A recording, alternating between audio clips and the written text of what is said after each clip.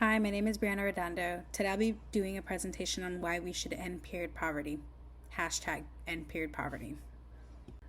In today's presentation of ending period poverty, we're going to go over what is period poverty. We're going to talk about periods, the cost of having a period financially and physically, and we're going to talk about why feminine products should be more accessible around the world, not only in our country, but everywhere else. On the side, we're going to go over what period poverty is, what periods are, what their purpose is, and how do you feel about them. And it's going to help you understand why these hygiene products should be more accessible to everybody globally. So, period poverty is defined as inadequate access to menstrual hygiene tools and education. This includes access to washing facilities, waste management, and much more. Students, people experiencing homelessness, and people with disability often are at a higher risk of dealing with period poverty. Menstruation, also known as your period, is when you bleed from your uterus into your vagina around the ages of 12 to 15 years old for a few days monthly. If you have a regular period, but if you have an irregular period, you may have a heavier flow for a few more days, or you may not have a period that month. It honestly all depends on your own body. The type of symptoms that people do experience are cramps, bloating, headaches, fatigue, mood swings. You may get acne. Everybody's body is differently.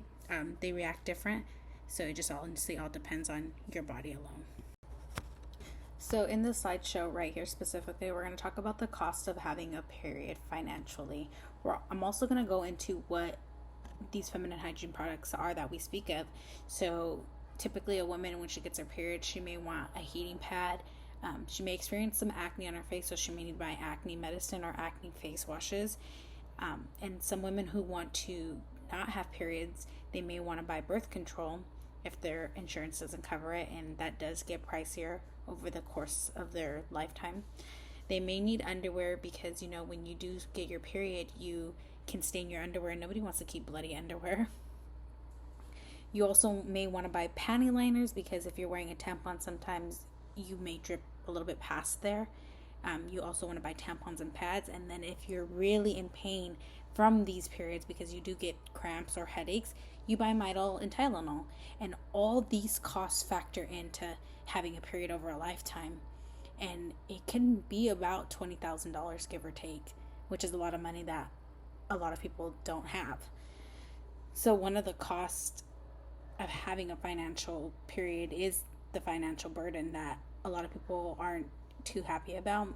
It's typically treated as a luxury item, buying pads and tampons, but whoever said periods were really luxurious? Realistically, I know myself, I spend about $15 to $20 a month on period products, and that's if I have a decent type of flow, give or take. And annually, that's about $250. But I don't factor in, the underwear that I buy with it. I don't factor in, the acne medicine that I use when I get acne from these periods. And so can you imagine me who has a job, steady job, full time? It's no chip off of my shoulder, I guess you could say, but we have to think about these women who are in homeless shelters or who are living on the street, and they can barely even afford pads alone. And when they're not affording these pads, they're making their own type of pads. We also have to think about these students, these girls that are in, high school or even middle school who don't have, the right amount of pads that they need for the month. So they take, a few with them, and then they run out of them at school. What are they supposed to do? Use a whole bunch of toilet paper until they can get home? Or what about when they do get home and they don't have them? They have to make their own type of tampons and pads, and that's not okay, especially for something that we weren't really asked. We were just given, we were born with. In this slideshow, we'll talk about the physical cost of having a period. Menstrual health, a neglected public health problem.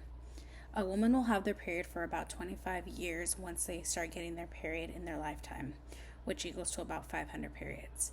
Globally, more than 500 million women, girls, and others who experience a menstrual cycle do not have the suitable access to menstrual hygiene management. 1.9 billion women and girls have no access to safe private toilets. Poor menstrual hygiene could lead not only to physical health problems such as reproductive problems, urinary tract infections, cervical cancer, and toxic shock syndrome. Without affordability to purchase menstrual pads, people make use of newspapers, leaves, breadcrumbs, rags, or other objects that could absorb or collect blood, which can increase the risk of infections. Making feminine hygiene products free is such a complex argument, so we can talk about why we should make them more accessible. There's 4 main reasons at the top of my head that I think we should make them accessible. 1, there's homeless communities that need them. There's women who live on the streets who don't have access to tampons or pads. These are natural and they're a necessity. It's not something luxurious. We weren't asked to give these periods. We didn't want them. We were born with them. There's free condoms everywhere, so why can't there be free pads everywhere? I mean, when you go to a public restroom, you get free toilet paper, you get free hand soap, you get free paper towels to dry your hands.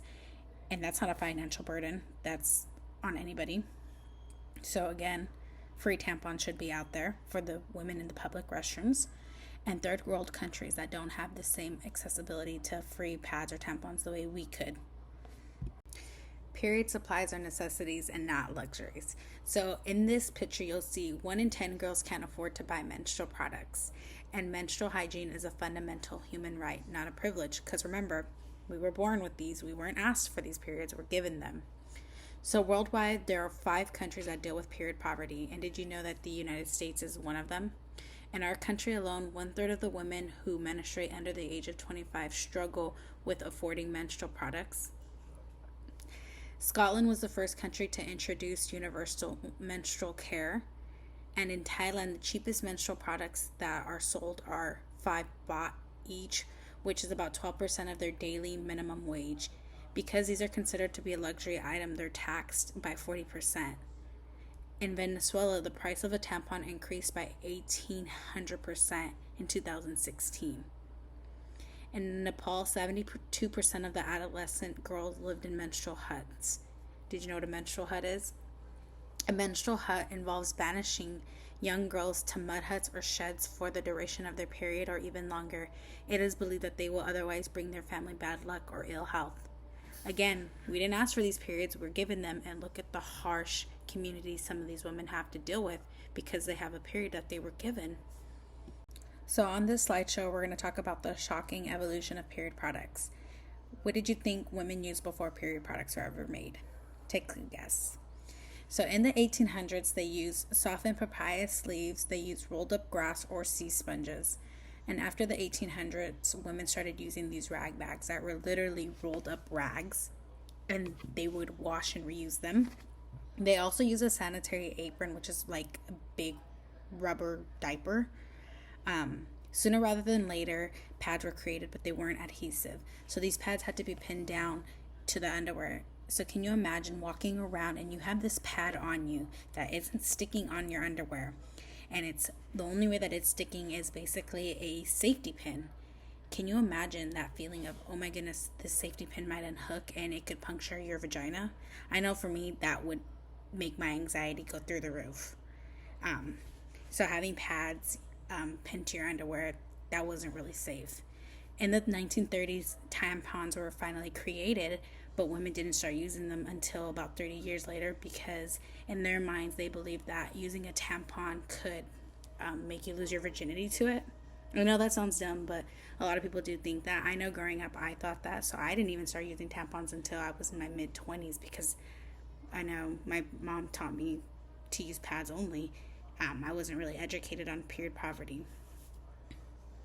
Thankfully, we're in 2023 now, and we have so many different resources. We have so many different types of pads and tampons and menstrual cups that we're able to use. So now that we're at the end of our slideshow, I just want to leave it off with this quote. Nobody should be forced to put their health in jeopardy or suffer embarrassment or stigmas because they're unable to pay for menstrual products. And I think together we can end period poverty just because we want these women to be safe out there. You know, the people who don't have access to these feminine hygiene products are, making their own makeshift like pads or tampons, and these can be unsafe and it could be extremely bad to their health or even like internal or physical.